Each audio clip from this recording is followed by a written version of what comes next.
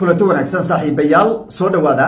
waxaan muuqaalkan ku dul istaagi doonaa xogihii ugu dambeeyey dagaalkii maanta ka dhacay magaalada doolow ee gobolka gado khasaaraha ka dhashay gacan ku haynta saldhigyadii ciidanka dowladda federaalk ee saddexda ahaa ee weerarka ay ku soo qaadeen ciidanka Itoobiya iyo dhaqdhaqaaqyada ka socda magaalada doolow shacabka magaalada doolow sida ay uga falceliyeen madaxweyne ku-xigeenkii Jubbaland Maxamuud Sayid iyo gudoomiyihii degmada doolow halka ay ku sugan yihiin iyo wararka sheegaya inay ka tallaabeen buundada doolow oo ay u gudbeen dhinaca doolow Itoobiya oo caawa ay ku dheelmadeen iyo sidoo kale xogihii ugu dambeeyey wararka ka soo baxaya dhinaca Jubbaland iyo jawaabta dowladda federaalka iyadana ka soo baxday iyo faahfaahinta ay ka bixiyeen dagaalkaasi iyo qaabka uu ku bilowday iyo sidoo kale wafdi culus oo dowladda federaalka Soomaaliya ay u dirtay magaalada Addis Ababa ee caasimadda dalka Itoobiya xilli magaalada doolowna ay ku dhex dagaalamayaan ciidanka Itoobiya iyo ciidanka Soomaaliya waan dul istaagi doonaa waxaan dhanka kale iyadana bulshada Soomaaliyeed ay si weyn isku weydiinaysaa waftiga dowladda federaalku ay dirtay muxuu salka ku hayaa maxay tahay sababta loo diray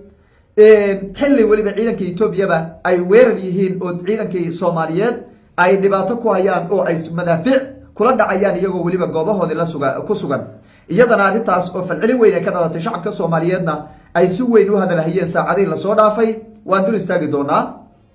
dhinaca kale xagee ku dambeeyay heshiiskii dowladda federaalka iyo Soomaaliya iyo Itoobiya ee la xidhiidhay dhamaystirka ama dhamaynta xiisadda Itoobiya iyo Soomaaliya iyo xal u helidda rabitaanka Itoobiya in ay hesho maribiyood halkee ku dambeeyay iyadana waa faahfaahin ayaan idinka wadaa soo dhawaada muuqaalka like saara aragtidiina noogu reeba qaybta commentiga aynu ku bilownay horta wiilasheenii Soomaaliyeed ciidankii Soomaaliyeed ee ku sugnaa degmada doolow way cibaadaysteen maanta cibaada haddaad maqli jirteen raggaas baa horta cibaadaystay guul weyn oo taariikhi ah ayay u soo hoyeen ummadda Soomaaliyeed iyagoo waliba tira yar aan ka warqabin in weerar lagu soo yahay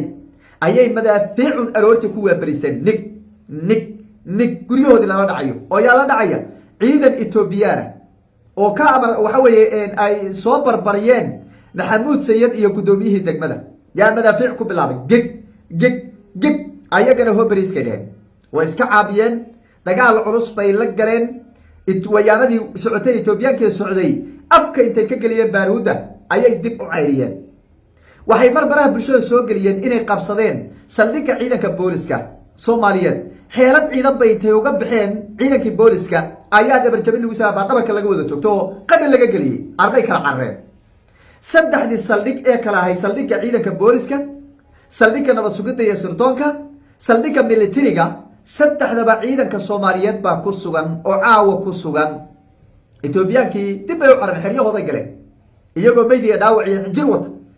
oo waliba gaadiid dagaal laga gubay bay dib u carreen oo ay ku carreen xeryahooda caawana cabsi kaliya waxay ka cabsi qabaan in la miray ka cabsi qabaan Itoobiyaanka in la miray ka cabsi qabaan waxa aad iyo aad looga shakaysanayay caawa dhuuman doonaanba oo dhinaca doolow u gudbi doonaan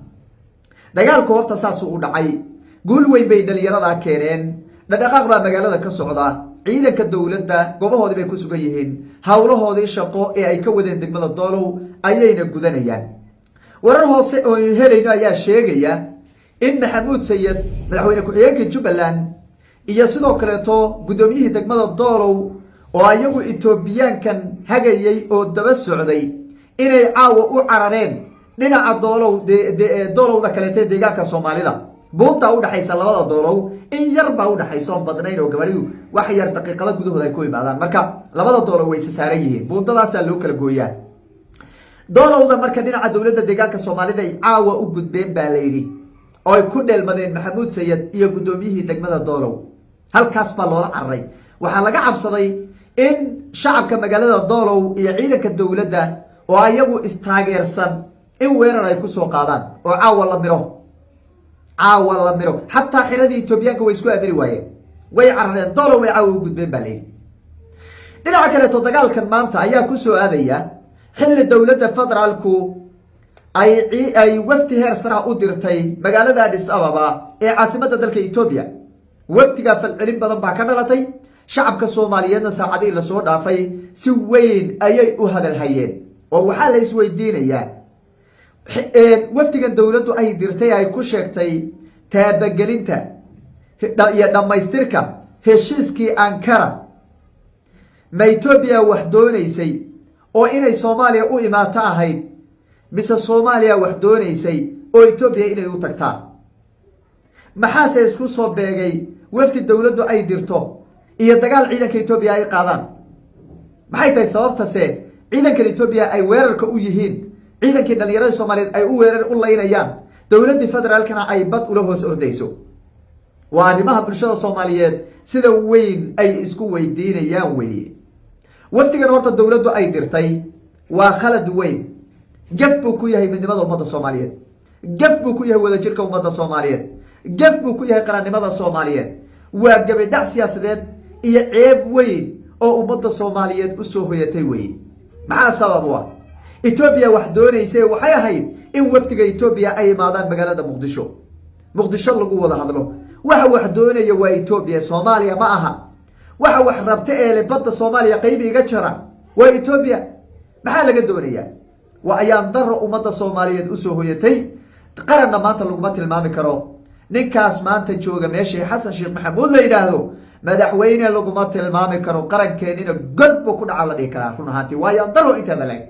waxay ahayd haddii xataa etoobiya heshiis lala gelayo ama laga wada hadlayo maadaama iyadoo ay wax rabto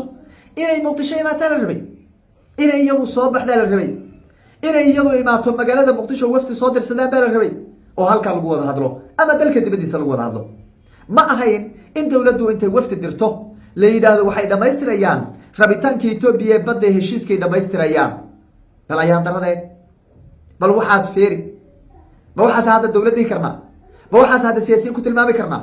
ma waxaasaan hadda taageeri karnaa ummadda soomaaliyeed ay wax ka sugi kartaa wax laga sugi kara maaha taa marka waa ceeb weyn dhinaca kaleeto waftigan ayaa ku soo aadaya xilli ciidanka etoobiyana ay dhalinyaradii soomaaliyeed ku weerarayaan xeryahoodii oo madaxa weliba ay ka wada togaan oo madaafiic la dhacayaan dowladda federaalku waxaa la rabay inay tiraahdo etoobiya way ka baxday heshiiskii ciidankeedii baaba dagaal nagula jira wax heshiis oon etoobiya geli karna ma jira ciidankeedu ha naga baxaan inay tirahdaa la rabay ma aysan dhihin fiqi baa intuu soo istaago warqad soo turaa wuxuu yidhi waa lagu xisaabtami doonaa cawaaqib xumaa laga kulmi doonaa filaan baa la samayn doonaa waxaasaa la samayn doonaa maxay tarahdeen waa xilli wax walba loo ogolaaday etoobiya bad baa lagu siin la yidhi ciidankeedina ay ka dhex dagaalamayaan gudaha soomaliya oo ciidankii dowladda federaalk ee soomaaliyeed ay la dagaalamayaan wiilashii soomaaliyeed ay la dagaalamayaan weye waa ayaan daro iyadana ummadda soomaaliyeed usoo hoyatay shacabka soomaaliyeed waxaan leeahay war waxa wax la dhowran kara meehe waxa dhacay ceeb ka badane ciidankaa soomaaliyeed meelay joogaan ba hala garab istaago madax dowladeed iyadoo oo la sheegaaye ma jiro siyaasiyiin la sheegaaye maanta ma jire ciidankaa soomaaliyeed wiilashaa soomaaliyeed wiilasheeni weeye yaan laynaga laynine ee astaanta qaranka huwisan ha la taageero kuwaasaa taageero maanta iska taageeraynaa mooyeene xukuumad la taageeraaye ma jirto xukuumad la taageeraaye taasi waa midda shacabka gobolka gado gaar ahaan weliba magaalada doolow waxaan leehay maxamuud sayid iyo ninka la yidhahdo guddoomiyaha doolow ee u adeegaya axmed madoobe aanu ila dhashay wax loo adeega ma aha wax la taageero ma aha horumar ma soo wado waxba laga rajayn mahayo waa ninkaas shalay magaalada kismaayo lahaa mayd baan la soo galay iyo dhaawac mayd iyo dhaawac anoo wato baana kala bixi karaa mooyeene xukunkan cidaan u dhiibaya ma jira ninkii shalay lahaa wey idinku soo reer jubbaland ma tahdiina idinka reegadaa soo reer jubbaland ma tahdiina mareexaan baan weliba la hadlayaa war soo reer jubbaland ma tahdiina soo xaquma lahdiina kursiga inaad qabataan maxaa inii diiday inaad kursiga idinku doonataan ood qabataan maxaadse ku taageeraysaan nin inale aniga maydun baa lagaga qaadaya meelna aan u soconin maxaad ku taageeraysaan nimanka qoolaysatadee lasoo diray labada ee meesha jooga iska qabta amnigiina yaysan ku khamaarin nabadiina yaysan ku ciyaarin maatidiina yaysan ku kor dagaalamin etoobiya waxba inay qaban mayso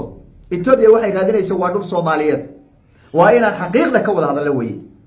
inaan xaqiiqda ka wada hadallo qabiil xagga inooga dhiga xaqiiqda inaan ka wada hadallo weeye etoobiya dhul bay rabtaa gobolka gado qayb ma u goynaysaan ma u jaraysaan gobolka gado inay qayb goosatay rabtaaye ma u ogashihin haddiina u ogolayn oo su-aashu ay maya tahay oo dhul soomaaliyeed xabashihiina hadda siinaynin 2025 siinaynin aan iska qabana maxamuud sayid iyo ninkaa kale waa rag lasoo dirsaday waa adeegayaal weligood bayna dhici jirtay adeege socda oo waxa weeye cadow u shaqeeya weligeed baa adduunka soo jiray aan iska qabanno dhasheena ayaa lagu kor dagaalamin caruurteena ayaa lagu kor dagaalamin amnigeena iyo ganacsigeena ayaa la burburinin wiilasheena Soomaaliyeed ee doolow marka horeba aan dhibaato ku haynin amnigiisa sugayay waxa weeye astaanta qaranka hubisan ee deegaanka u dhashay yaan hortiina maanta lagu laayay maalin kale hortiina lagu laayay kaca qoriga qaata guryaha iniga buuxaare oo iska celiya waliba waa jihaad baan dhihi karnaa jihaad weeye ciidanka Itoobiya in la dagaalamo waa jihaad sababtoo ah xadkii bay soo gooyeen oo xuduudii bay soo jareen oo shuruucdii bay ka bixeen oo dulmi